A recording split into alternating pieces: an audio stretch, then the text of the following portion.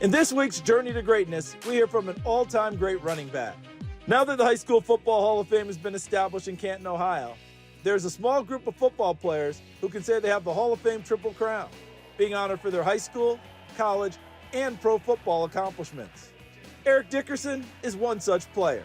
Already a college and pro football Hall of Famer, the iconic running back was part of the National High School Football Hall of Fame's second class this past summer. I mean, that's where kind of your career starts. So, you go back and look back and think about all the guys you played with, the coaches you had, and, how you got started. And so, this is the beginning for every guy that played football. Dickerson was a legend at Sealy High School, which is outside of Houston, Texas. Over the course of his last two prep seasons, he piled up more than 5,400 yards and 88 touchdowns. He capped it all off with a state championship in his senior year. Well, Texas high school football is a different kind of football. I mean, that's a religion in Texas.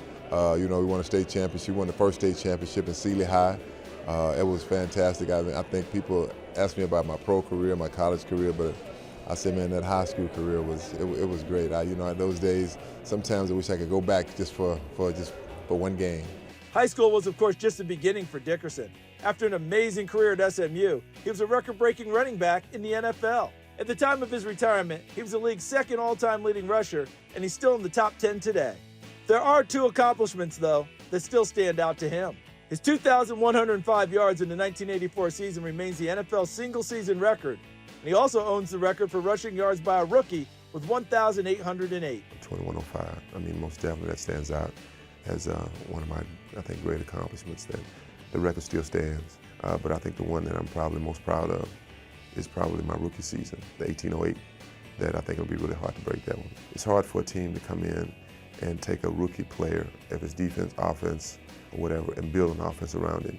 And John Robinson did that with me, and that kind of got my career started. His simple advice to young people playing the game today: humility and hard work will take you places, whether your football career lasts or not. The most important thing is not about the sport, it's about getting education.